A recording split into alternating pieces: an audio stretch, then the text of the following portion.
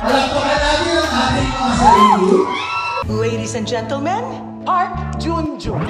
Nasaan si Park Junjun? Umuwi na siya para maayos yung palasyo nila. Napakaganda nung una, seryoso ako.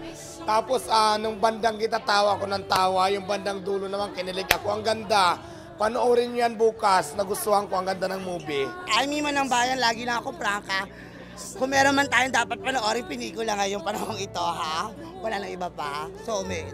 Kung ako lang, papanoorin ko to araw-araw. At syempre, Gerald at Kim, yan yung parang Angelina at Brad Pitt ng Pilipinas. Anyo nga sa'yo! At syempre, shoutout kay Kim Molina at kay Gerald Napoles. Napakasaya ng pelikula. Sobrang bilib ako kay Ate Kim Molina at kay Kuya Je. Grabe, kapag tatak-viral yap talaga. Our Filipinos, we love our K-pop. So, bagay na bagay siya sa mga Pinoy. Siyempre, pagka Daryl Yap, roller coaster of emotions. Tatawa ka, bigla ka nalang iiyak. Pero sa huli, tatawa ka pa rin. I'm Po Chen Chen. Junjun? Jen? Oh, cute! If you love Kim and Gerald before this, you will love them even more after watching this. Lahat ng emosyon dito kompleto.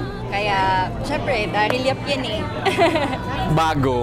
Yung parang alam mo na yung kwento, pero hindi mo alam kung paano yung kwento. Actually, yung pinaka-highlight sa akin doon, yung itsura ni Gerald nung naging Korean na siya. Sobrang congratulations kay Kid. Grabe ang Kim Molina talaga, tsaka Gerald Napoles. Sobrang saya ng movie na sobrang hindi kami na-disappoint. Tatawa tayo, may aral, tukos din sa pamilya, pagmamahal. Isa na namang pasabog ni Direk, napakahusay.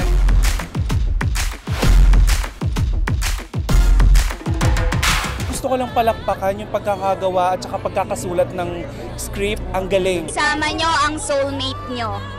Ay, maraming salamat po. Sana po ay pamalitan niyo po na maganda po ang pelikula. Please watch Soulmate, now showing. Mahal ko kayo. Miss na kita! Agad-agad! Thank you everyone for supporting Soulmate.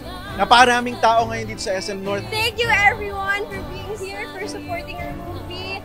Please spread the word. Soulmate po.